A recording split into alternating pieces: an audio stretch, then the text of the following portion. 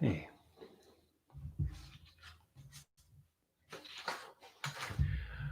I'll play a little bit and then talk a little bit.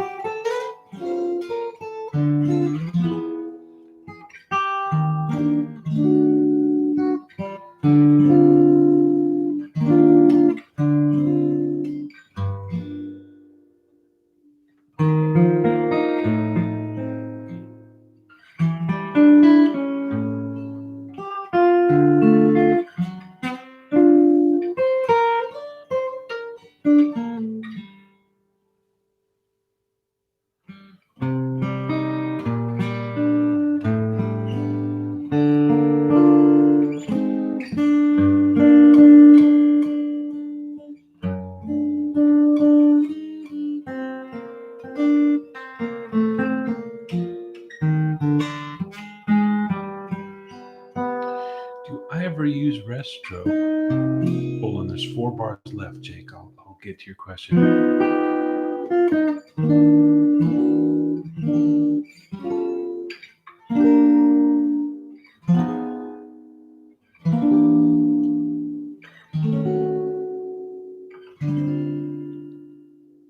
Do I use rest stroke when I'm playing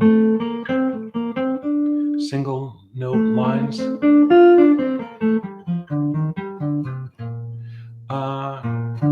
I don't think I use rest stroke a lot with the pick.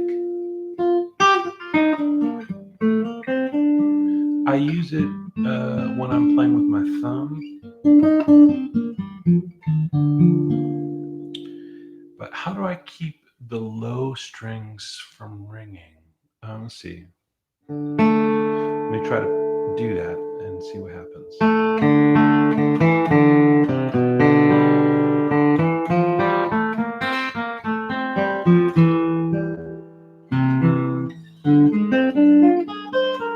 Yeah, I see what you mean. When you hit the guitar with when you're playing rest strokes, it seems to really get a lot of vibrations going, so the low stuff rings. Um, I don't know if I have a good strategy for you, Jake, because that's not something that I normally do. I guess I probably would just rest some of this stuff down low. I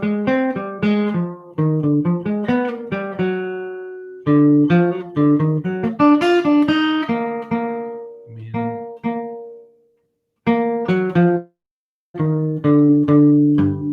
but then it mutes a little bit, so I'm not sure if I really love that.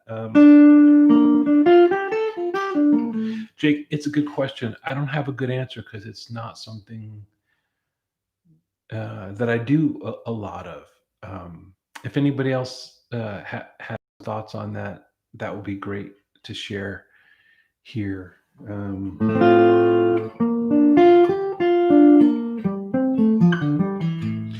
I think I also, now that I do it, do a little bit of just light muting here, not really resting, but just kind of hovering. But again, I'm not doing rest strokes. It's a good question. I hope somebody else has a better answer than I do. Thanks, Jake. Brian Murchison says, we'll dive into the concept of triad pairs a little. Would love to hear your take and how you use them. Yeah, I do use triad pairs a little bit. Uh, before I go any further, how does it sound? Can you hear the talking okay? Can you hear the guitar okay? Hmm. Robert, thanks for that. Yeah, that makes sense to me that Brian Sutton would use a lot of rest strokes. So maybe I'm sure he's got some courses you could check out or some videos. Yeah. So, okay. Hey, Hayden, I'm glad it sounds good. I'm experimenting a little bit with the audio here. I've got this ribbon mic, obviously, and I'm also taking a direct line off the guitar and blending that in a little bit. So, okay, triad pairs. Uh, the way that I think of triad pairs, uh, like a simple way to think of it is when you're playing over G7, right? So the scale that we would typically play for G7, not an altered G7, but just plain old unaltered G7. I'm playing G, F, G, B, and also there would be a D in the chord. But this particular voicing I grabbed, it doesn't have the fifth in it. Anyway, so the scale would be G Mixolydian. So that's G A B C D E F G A B C D E F G. And so obviously we can just play lines out of that.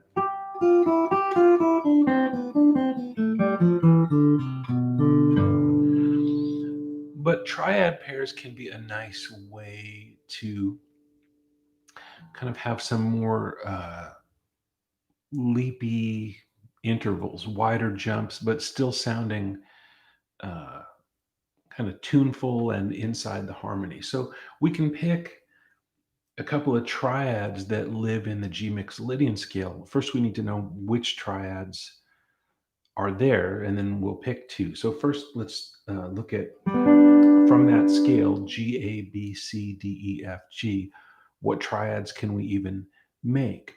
So, well, let's just build a triad from each note of that mode or scale. So G, we'd have a G major. On A, we'd have A minor. On B, we'd have B minor. On C, we'd have C major. On D, we'd have D minor. E is E minor. F is F major. And G back to G major. So G, F, E minor, D minor, C, B minor, A minor, G, and you could keep going. F, E minor, D, C, B minor. Oh, I said B minor, but that's not true. Sorry, B diminished. Yeah, B diminished. That's what it is. G, A minor, B diminished, C, D minor, E minor, F, G. Okay. So, how do you pick two to make some lines out of? So I should say triad pairs are for playing lines. So we want to pick two and make some lines out of them. Really, any two triads will do. We could, just randomly pick any two triads and we'll get some interesting sounds. So I'm just randomly going to pick B diminished and E minor. So that would give us this. So I'm thinking just straight up the B diminished and then E minor, and then I'll move around a little bit.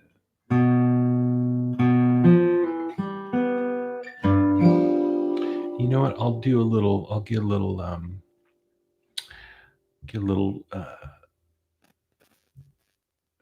drone going so you can hear some G stuff. So if you can hear that drone. So now I'm going to play B diminished and E minor.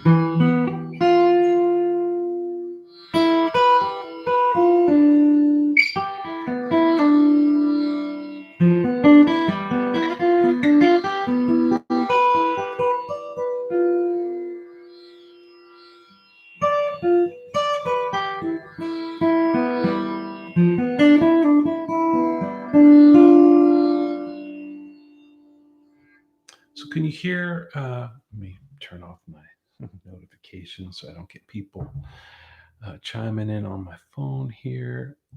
Could you hear how those sound? I'll do it one more time.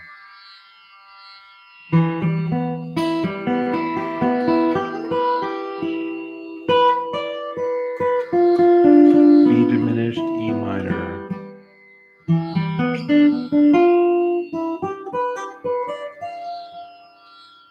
So that's a cool sound, but I like having a more specific way to approach the triad pairs rather than just grabbing two random ones.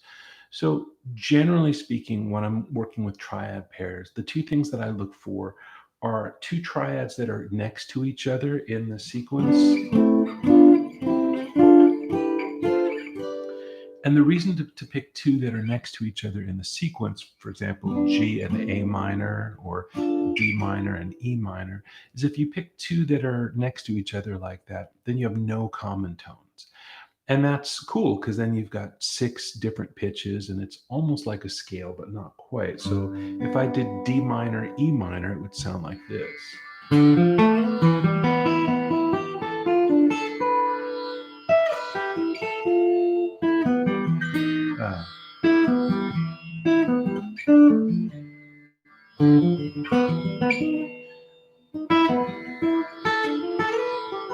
Let me get a little tempo going. 1, 2, 1, 2.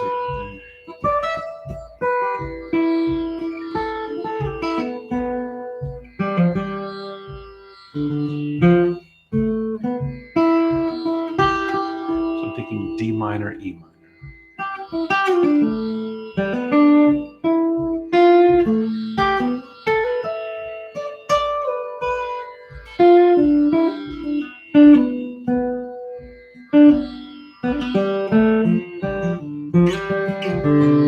I just grabbed C, which is not in either of those triads. So that's what you want to avoid. It's actually that 7th note that's not one of the two triads is having that hole in it is part of what gives it that sound. So that's one rule that I like to use is two triads that are next to each other, so I don't have common tones. And the other thing is I generally like to use major triads. Um, they just sound a little sweeter to me. You might like to mix it up and use a major and a minor, or any two types. If you look at that sequence of triads, you'll see there's only one place that there's two major triads next to each other, and that's the F and the G. So any other pair, um, any other neighboring pair could have mixed qualities, major and minor, minor and diminished, diminished and major, major and minor, and so on. So if you like mixing the qualities, that's cool. I tend to like the constant major quality. So that would sound like this.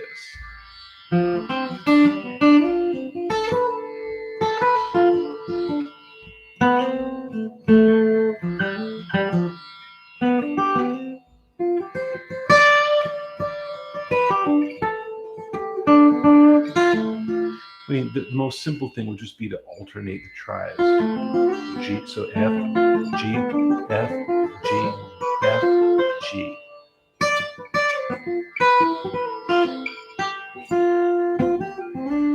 But you can kind of try to randomize it so it's not so square and on the beat.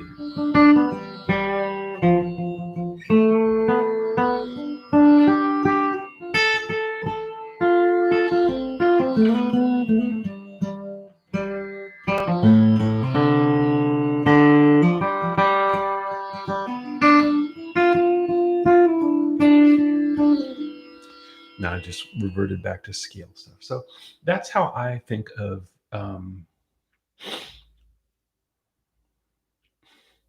Yeah, Brian, exactly. Exactly. That's what it does. It creates a kind of a gapped scale.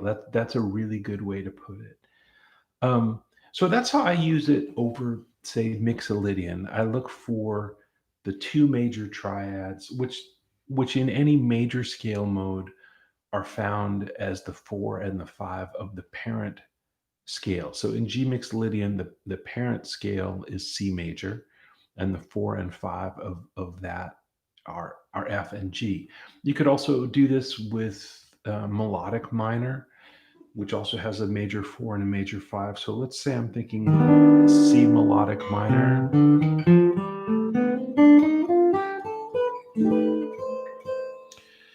And, we can use that scale to play over B7 altered or B7 sharp 9 flat 13. So if I had that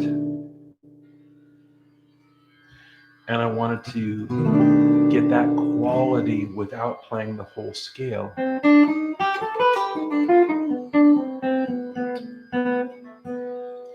I would look for the four and the five triad of C melodic minor, which is F major, G major, as upper structures to play over this B7 altered.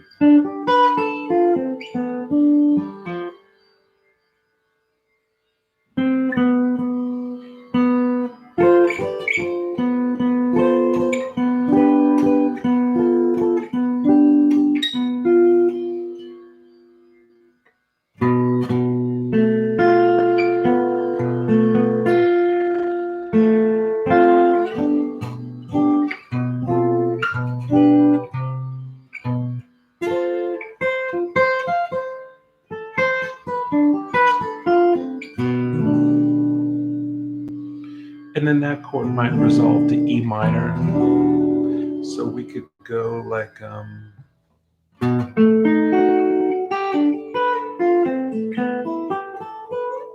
I was thinking G major, F major, E minor. So let me extend that a little bit.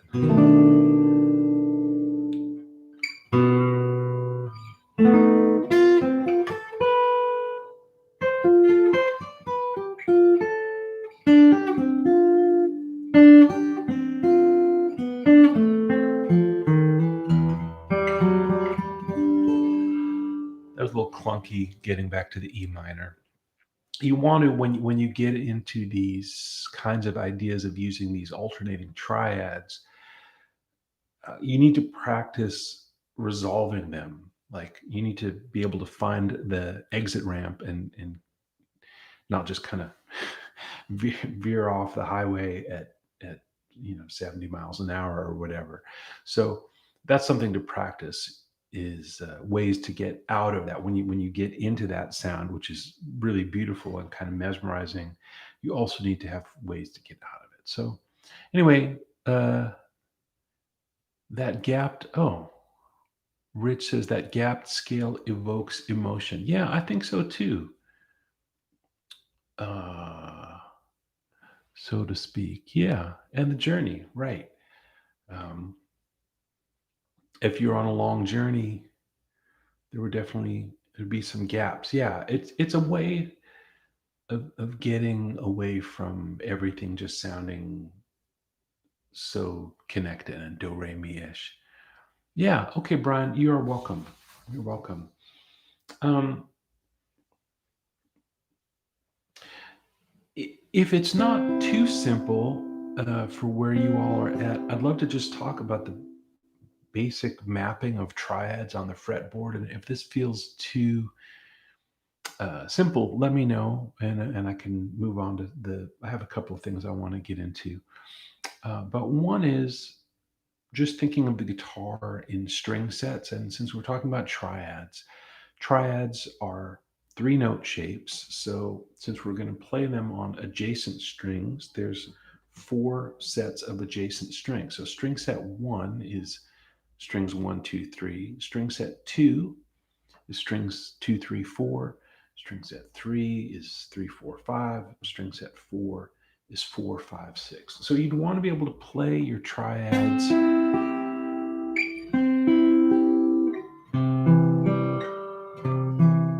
on any string set, and not just in root position, but also in all the inversions. So this would be first inversion C triad on the first string set, first inversion on the second string set, first inversion on the third string set, and fourth string set.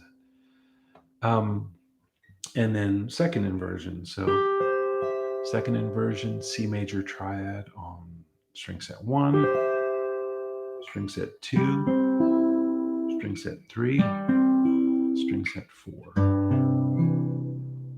So you'd want to have all that stuff together. Uh, so that would be a good place to start if you're curious to use triads in your playing and in your writing.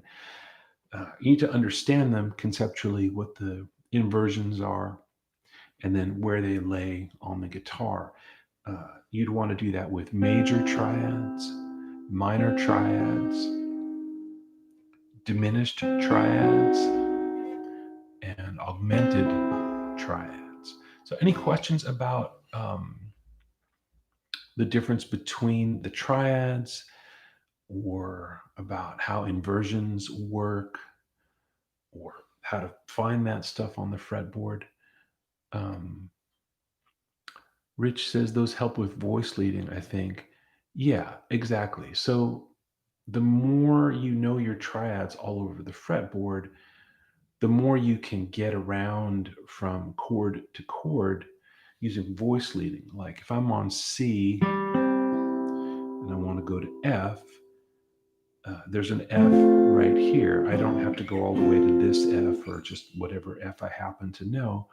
Um, there's an F right here, and that's nice voice leading. It's nice and smooth. Um, Especially if I want to have this melody going on top. Sometimes you might want to go, and that would take us down here to this F triad. That's something that gets overlooked. At least I've found that it gets overlooked just by talking with students and other players, is that anytime we're talking about harmony, triadic or otherwise, try to think of the top note as being the most important thing, and then connect all the other stuff after that. I've said stuff like this before here on YouTube and in other kind of master classes. So if you've heard me say this before, just bear with me. And if this is new, then I hope that this will be something you can take forward, which is that when we're playing harmony on the guitar, our tendency, I think, for most guitar players is to look at the low notes because that helps us anchor.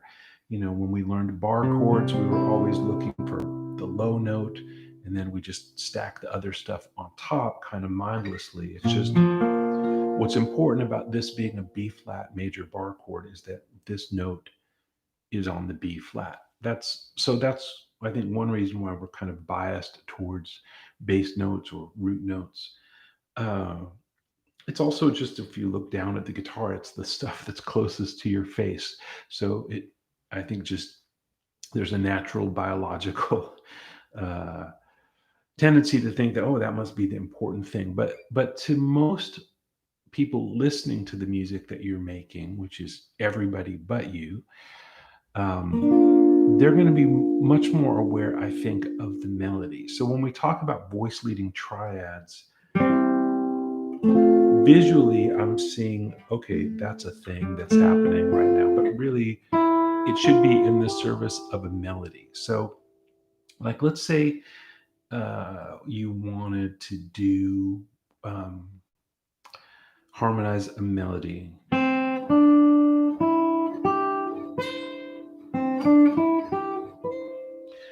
So if we know we're in the key of C, we could just use the triads that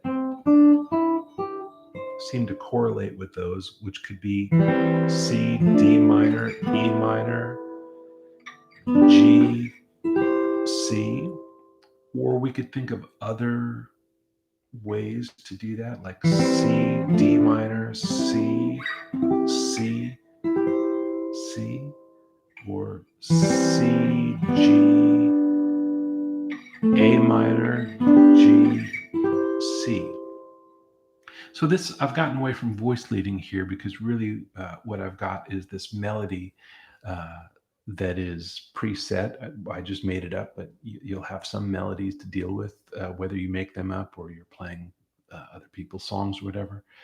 And then you've got to hang triads on those. Um, so you need to experiment with what the possibilities could be. So this first triad, if you think of the melody note, the top note in the key of C, that could be F, could be C, could be A minor.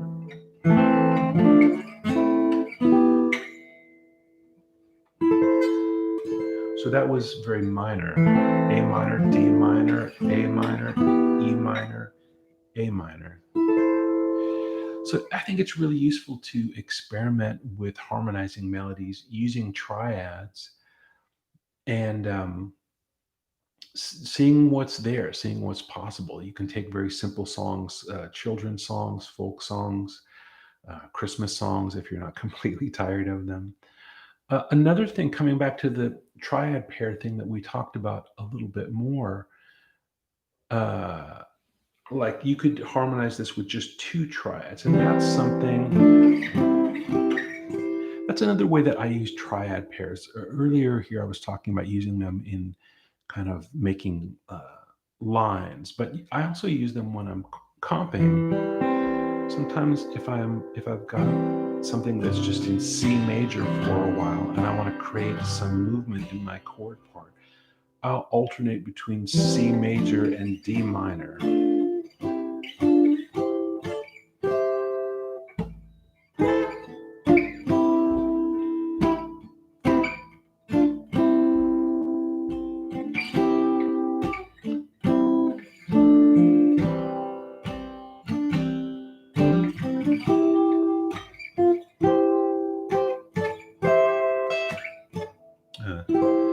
And then maybe if it goes to the 4 chord, I might use the 4. When the harmony actually goes to the 4, I might use F and G, and then back to C.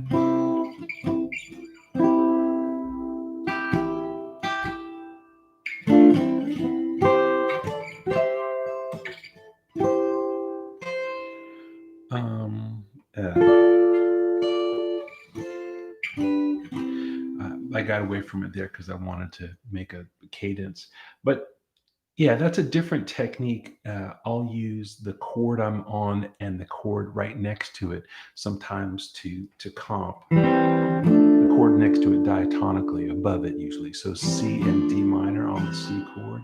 On the F chord, if we're playing a simple song that goes 1 to 4, on the 4 I might use F and G. Back to C, D minor, C. So that's a nice way to improvise. Rich, thanks for being here. Thanks for asking questions.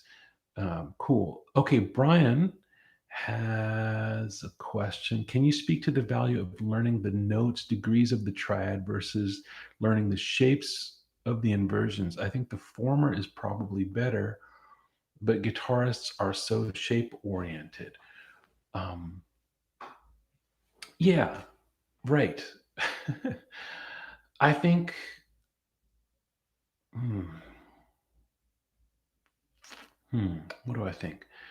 Can you speak to the value of learning the notes, degrees of the triad versus learning the shapes? I think you have to learn both. You need to have the shapes down because otherwise, every time you want to play something, you're building it from scratch. Like I know all the notes on the fretboard, and I know that an F triad has the notes F, A, and C. So let me build some triads. So here's an F, so here's an A, here's a C. Here's an F, here's an A, here's a C. And I can, do different inversions like that. So there are definitely times when I play stuff that I don't have pre-made shapes for that I do have to build from scratch like that. But it's time consuming and you don't want to have to do that a lot. It should be something you do when you're thinking of a new concept. But things like major and minor triads, you want to have those under your fingers pretty comfortably. And that I think comes from shapes. So um, I might get a drone thing going like I was doing earlier. And so here's E. And I could do all of the E major shapes on all of the string sets. Or I could just pick two like I was doing a minute ago when I was talking about comping. So I could just go E major, F sharp minor.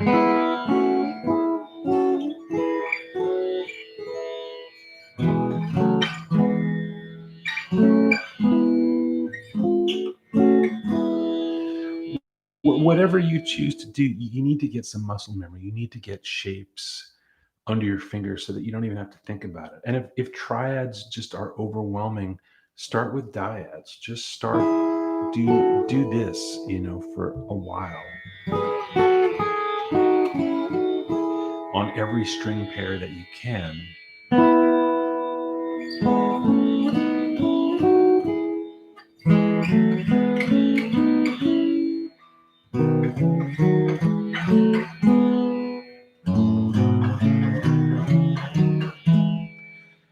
And when you do that, I'm just going up. You want to go up and down. You want to play melodies.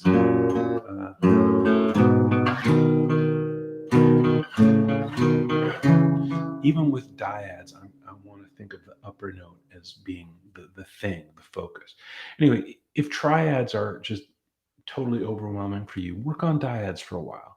Get those shapes together because triads, you can see and hear, are two dyads. A three-note thing is really a two-note thing connected to another two-note thing. So you get, if we're in E,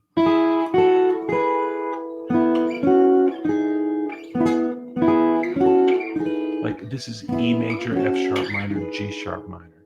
But you could look at it as these upper dyads and these lower pairs of notes, which are fourths. This is thirds, this is fourths. that's the really elemental stuff of what we're doing when we play triads. There's also the outside pair, which is in sixths in this shape. So if we're this is a second inversion E major triad, second inversion F sharp minor, second inversion G sharp minor. So we've got the upper pair, the lower pair, and the outer pair. And that's all stuff that you want to be able to hear and feel and see. Uh,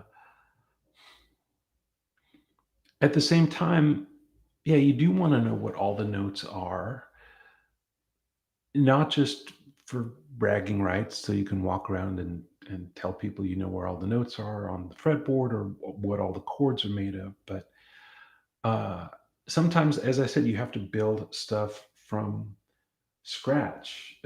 Earlier today, I was working on this tune. This is a song called My Foolish Heart by Victor Young and Ned Washington.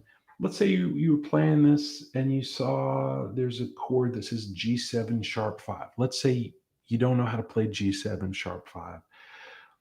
Well, do you know how to play G7? Oh, hopefully, probably. So, like, here's a G7 that I know how to play. So I'm playing F, B, D, G. So there's a bar back here, right? Do I know which note is the 5? I have to know which note is the 5 of G. It's D. I need to know where it is in this little form, and it's here.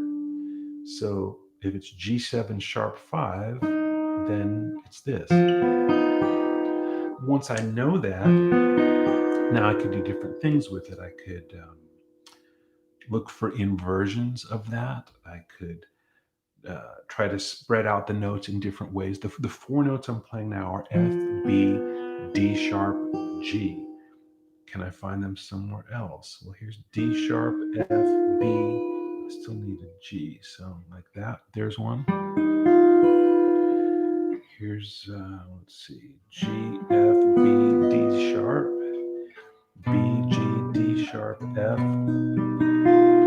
So I can explore that chord in different distributions or inversions or spreads or what have you. So I think both are important. And as much as you can when you practice, it might mean slowing your practice way, way, way down, but try to account for all of those different angles so that you're kind of triangulating the information. It's not just a shape, it's not just the note names or the pitches, the sound of it, but it's all those things. I think that's the real mastery level of guitar is when you can hear it and see it and feel it and use all of your senses and your knowledge and your memory and your imagination. Uh, David, oh man, a basic question, hopefully not already covered. How are the different inversions defined? First inversion, second inversion, third inversion. David, I'm so glad you asked. I really would love to talk about that because there always seems to be confusion. I'm going to have a sip of coffee here. David, really, thank you for asking that. It's a great question. So, uh, if we're talking about a C major triad, I'll play it here. C, E, G. Actually, scratch that. I'll play it lower down so it's even closer to home. C, E, G.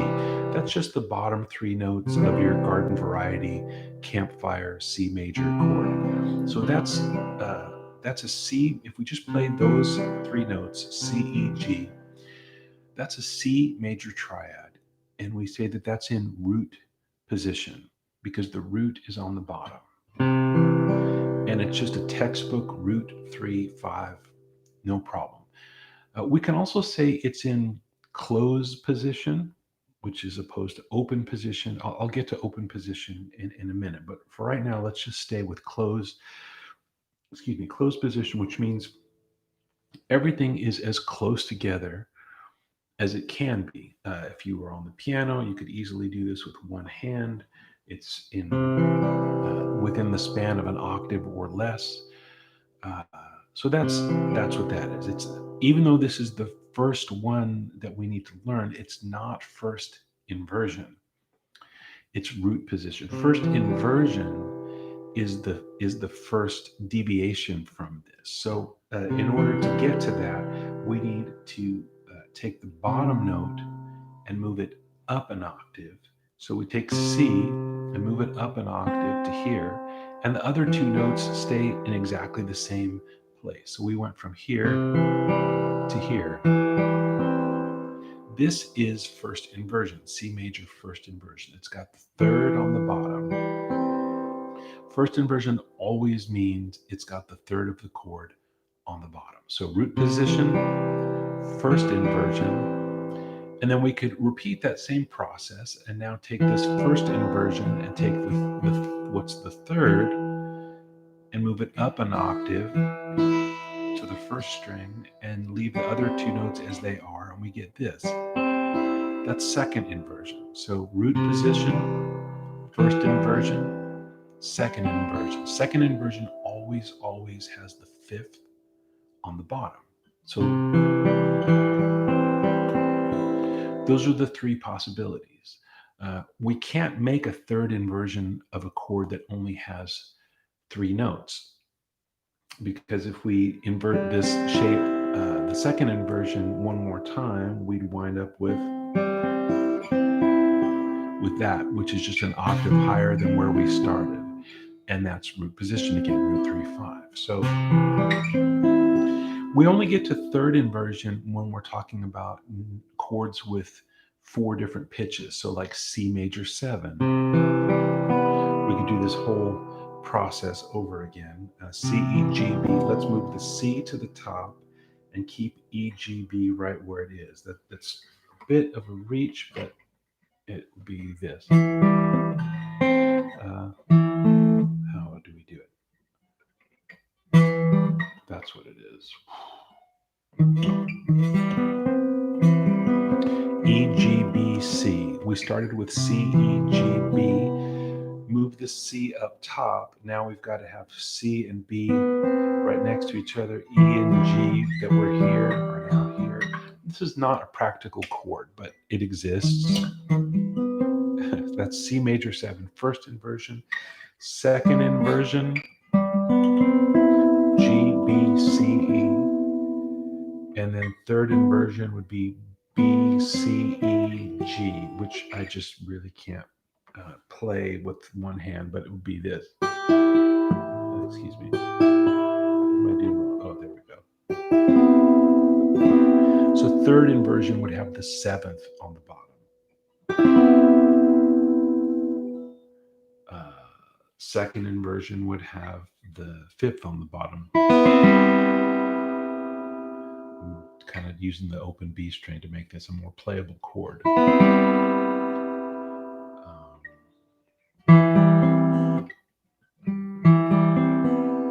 guess we could do that. Yeah, this would be first inversion.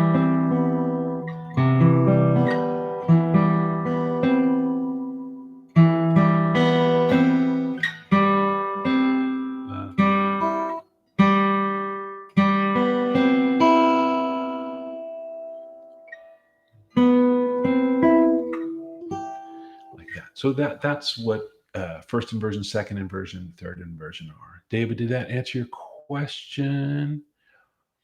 And can you talk about the phrasing that follows AAB melodic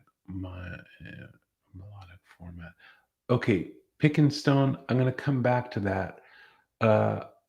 David, I said I was going to talk about open triads because these are closed triads that we've been doing. These are all closed triads. An open triad means you would take the middle note of any of those and lower it an octave. So C, E, G, if we lower the middle note an octave, E down to E, and we want to keep C and G in place, we'd have this.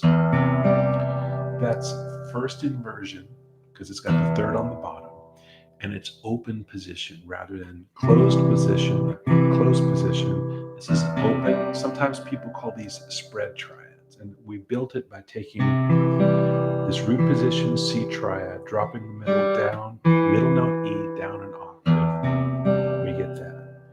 If we take the first inversion one here and drop the middle note G down an octave, we get this. So first inversion spread, second inversion spread or open. And then we had, let's see, this one. If we drop this one, middle note C down an octave, we get this. So that's root position, open or spread. And these are really useful, especially when you can voice lead these. So I'm going to do alternating C and F in open.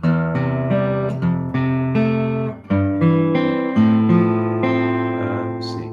C, F, C, F, C, F. Beautiful sounds, really great. Nice way to spread out the sound. So those are beautiful to work on, and to play through a tune using those would be nice. So I'm just going to play through the first few bars of My Foolish Heart using these kind of spread sounds. B flat goes to E flat, then D minor or D minor 7, G minor 7. Well, these are seventh chords, so it's hard to make the logic work exactly because I was just showing you triads. But I'll turn these into triads. So B flat major, E flat major, D minor, G minor.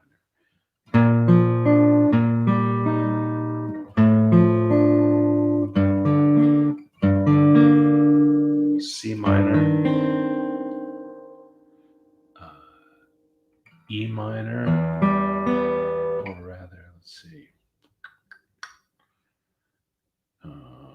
Yeah. E minor, A7, or just A, D minor, and so on. Yeah, not the best example. I'm trying to take a song with jazzy 4-note chords and play it in a triadic way, but hopefully that gave you some idea. Open triads, spread triads can be a really beautiful sound on the guitar, but they take some work, and playing it with a pick can be tricky because there's a lot of string skipping. So you might want to do it hybrid or just bare knuckle style. Okay, question: could you talk about blues phrasing that follows AAB melodic format, i.e., same question, slight variation in answer? Been really getting into that as fresh air for my jazz playing vital. Yeah. So blues phrasing in the typical 12 bar blues format is AAB. Like,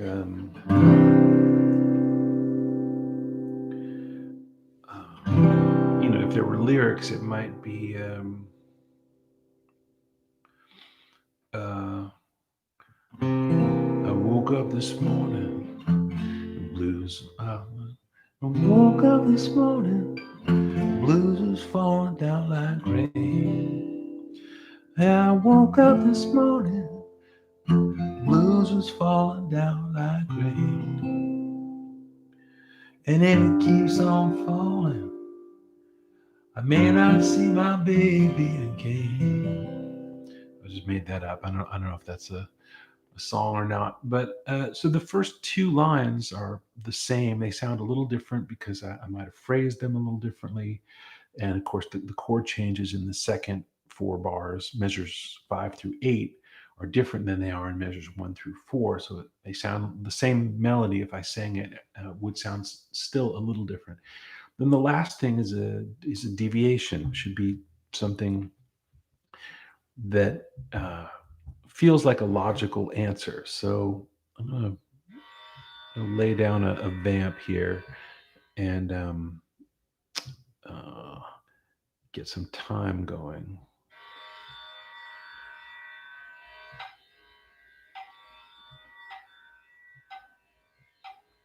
Hopefully you can hear that. I'm using a drone app, and a metronome app together.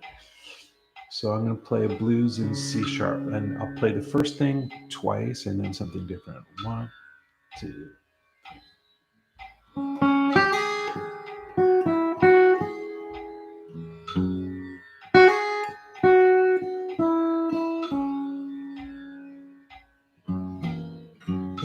Uh,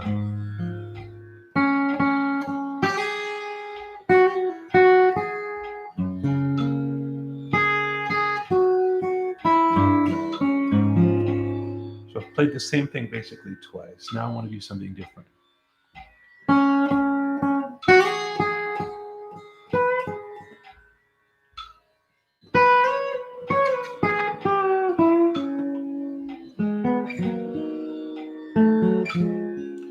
Now I'm going to try to remember that.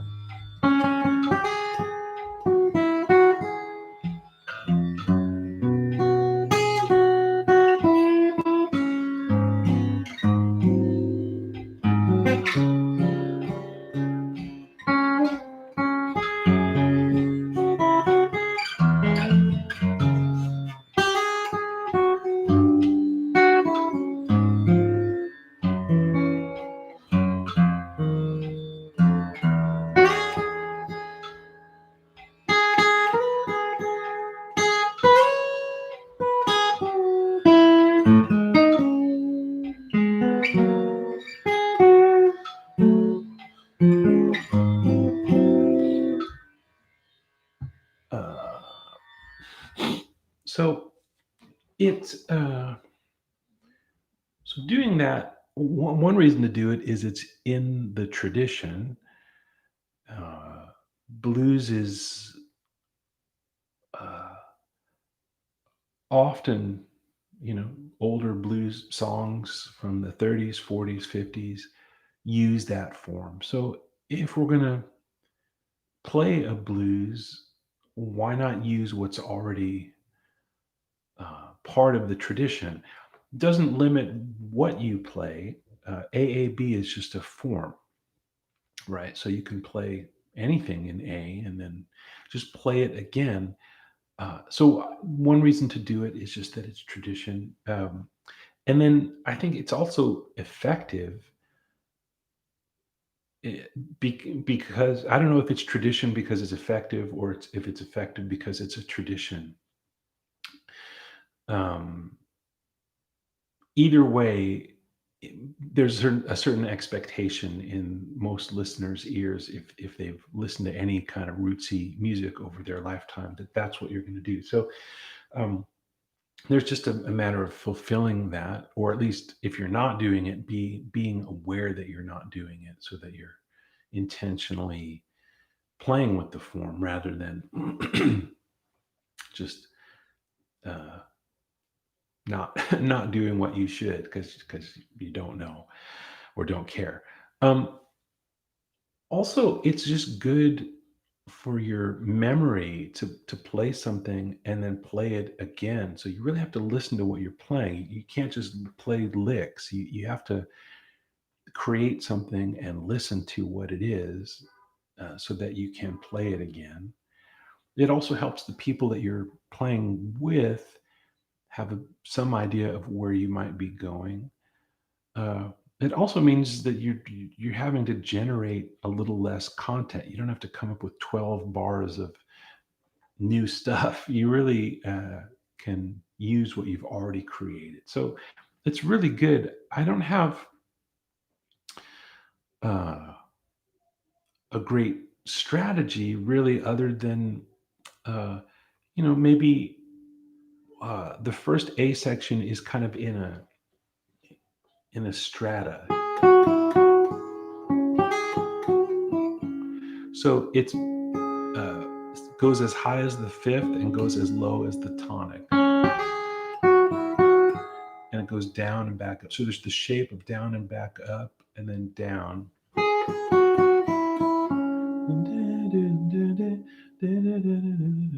Within the range of root and five.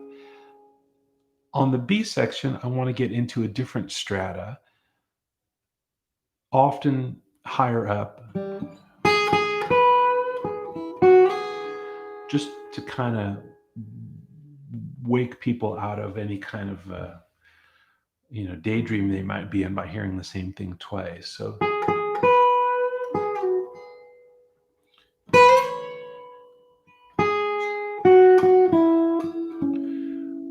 it's a slightly different shape on the top and then heading back down. Those are basically the things I think of as what's the overall register of the phrase. Um, and so the A phrase could be somewhat lower and the B phrase could be higher, or you could try making it lower, but I wouldn't have it be in the exact same range. And we want to stretch out in one direction or the other. Um, if it lives in a box, you want to stretch the box on the B. And think about what the contour of the melody is. It should have a different shape. So it could go up, it could go down, it could go up and down, but in a different way. Those are the general things that I'm thinking about. Kenneth, I'm glad it was helpful. I'm not sure what I did, but I'm glad it was helpful. Uh, okay, picking stones got to run. I understand. Uh, I'm so glad. So glad. Um, and any other questions about triads? Oh, inversions. Kenneth, I'm glad. I'm glad. Uh, I want to wrap up here, but I'll take one more question if somebody has a question that's triad related or semi triad related.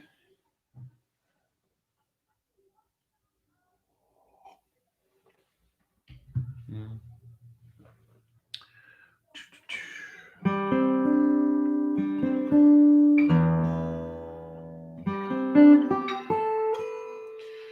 Uh, I don't see other questions, but I'll tell you what's on my list of stuff that I wanted to talk about. Oh, listening recommendations for examples. Oh, David, that's a great question, and I don't have a quick answer for that. Um, hmm. I'll think on that. I'll think on that. If anyone here has ideas for listening examples or listening recommendations, I mean, for the spread triad thing, I would say a good thing to listen to for spread triads would be Randy Newman's ballads like "Wandering Boy" or uh, "Real Emotional Girl" or maybe Marie. Any of those Randy Newman ballads, not his tongue-in-cheek songs or his political songs, but his real tearjerker ballads. The way that Randy Newman gets around on the piano often involves these kind of spread triads. So to me, when I'm thinking of those sounds, that's what I listen to if I want some inspiration.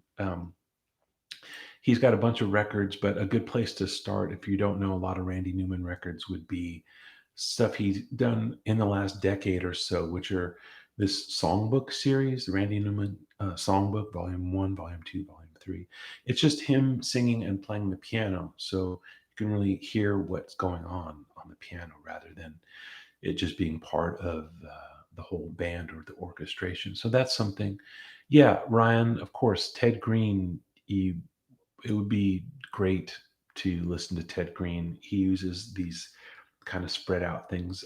I was in my mind when David asked about listening examples, I was trying to think of the triad pair thing, and that's what stumped me. But yeah, for sure, if you're looking for ways to use triads and spread out sounds, Ted Green is the guy. So his solo guitar album, which is just called Solo Guitar, you should just listen to that a ton. Um, those would be the things.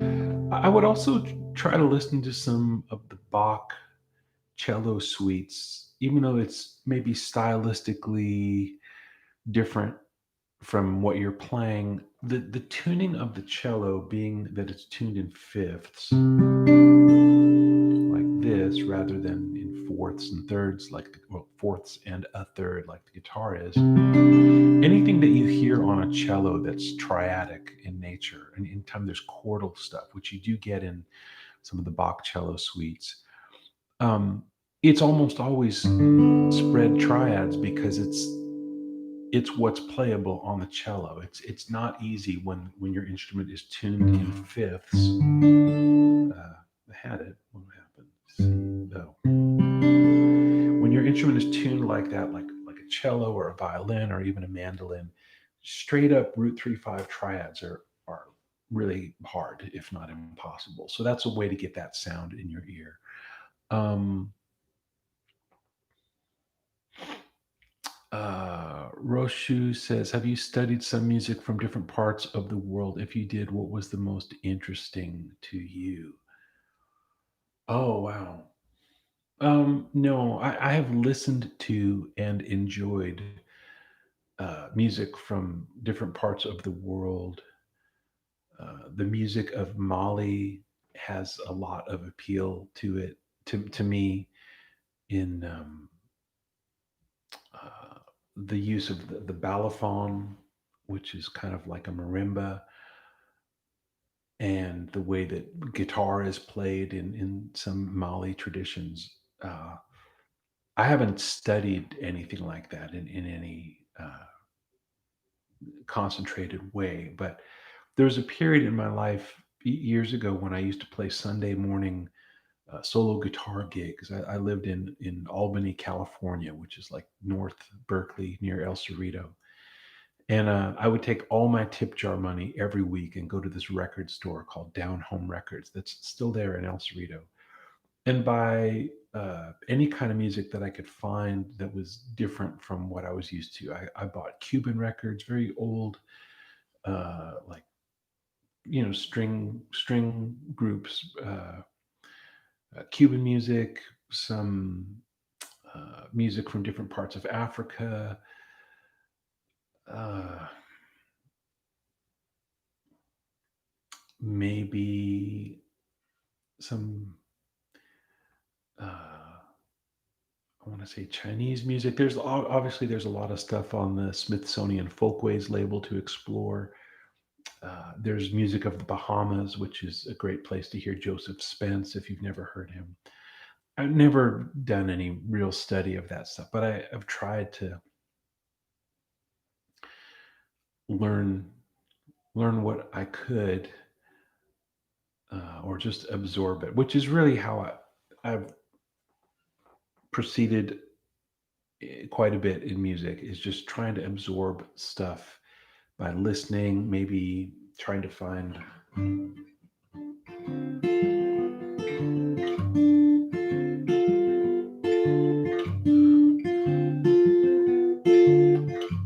something that I could apply, a rhythmic thing, a harmonic thing, a melodic thing. But it's all uh, kind of messy, really. No, so I don't have a great recommendation, but just listen to what you can, find what turns you on, and spend enough time with it that maybe some of it will wind up in your playing. And if you want to get serious about your study, of course, do. There's a lot of rewards to be had there, but no, I can't really speak to anything specific there. Um, oh man, all the stuff I said I wanted to go, and now there's a million questions. Okay. Andy Wilson. Good evening. Is it true that learning melodic soloing begins with the confident knowledge of harmony and triads? No, Andy, I don't believe that's true. I think learning melodic soloing begins with playing melodies. Uh, Take a scale, even just one octave, a little like thing like this, and try to play some melodies. Um,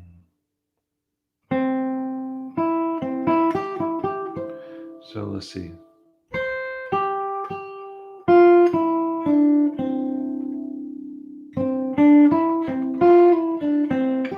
I'm just improvising, but let me think of like a real song.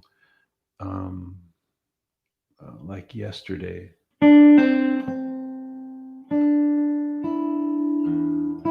Now I'm not in the scale anymore. I've got to find some notes that aren't in the scale that I was just in, but I'll find them.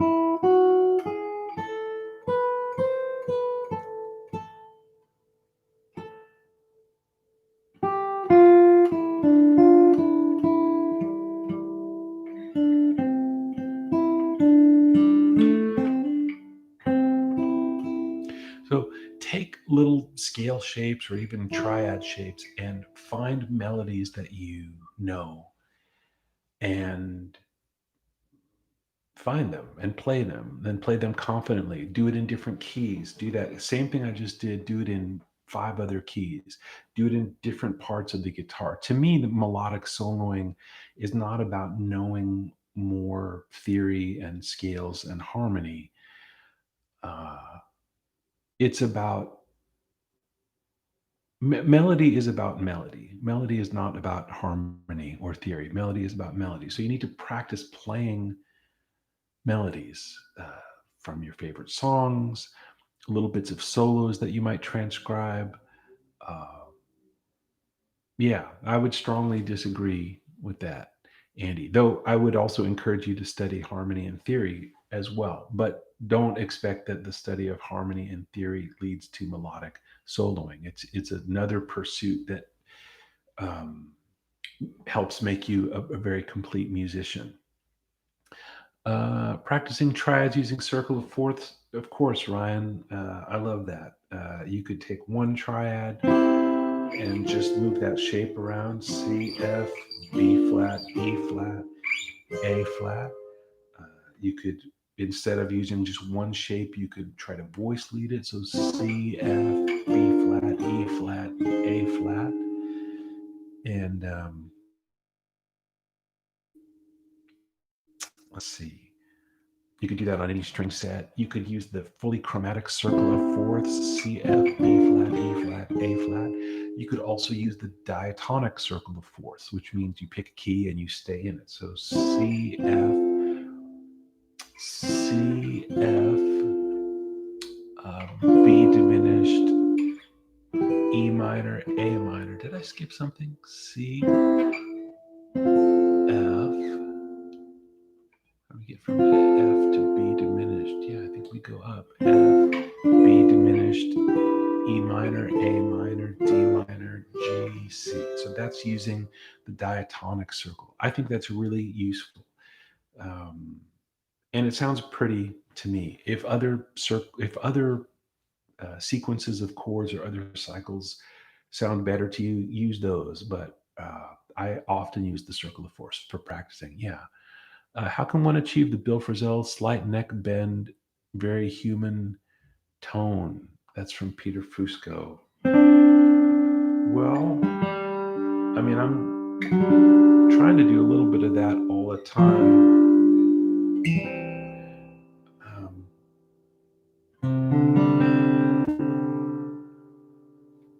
mean, I don't know if there's any trick to it. You just kind of move the neck a little bit, try to hold the guitar a little bit.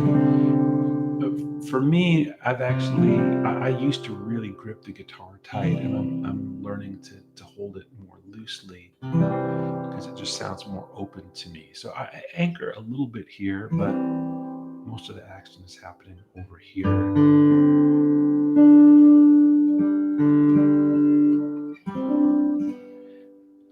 I think that's how Bill does it. Since diatonic triad pairs are basically all the notes in the key but one, do you find it useful to use them as a tool to avoid a specific note? Smurp, that's a great question. Um, yeah, it's often useful to avoid the root note of whatever the chord is you're improvising over. So if I'm improvising over C7, even though earlier I said B flat and C flat, or B flat and C would be a good pair, I mean, it's just a classic sound.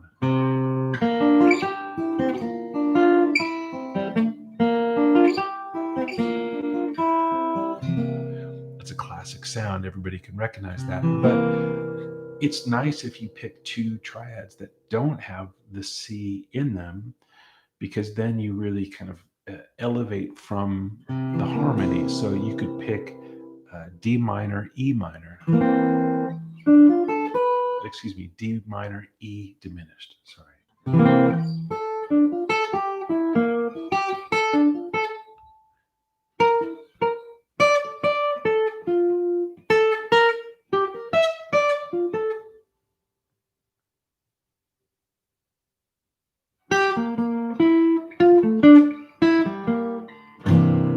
So that's a cool approach, really, to avoid the root of of the chord, because then you've kind of completed the sound. Uh, so yeah, that's a good thing. Thanks for the sound. I'm sorry I missed so much of it. Hope all is well. Thanks, Rudolph. Well, this will be uh, archived, so you can watch it another time. I got to run. Thanks for tuning in, everybody. I appreciate you being here. Um, if you like this kind of information, check out guitartipspro.com. That's my site on Patreon. Again, that's guitartipspro.com, or you can go to patreon.com and search for Guitar Tips Pro there. Okay, thanks everyone. Take care. I'm going to do this every week uh, on Tuesdays. So I'll be back next week. Join me, tell a friend. Uh, let's share some stuff together. Okay, take care. Bye.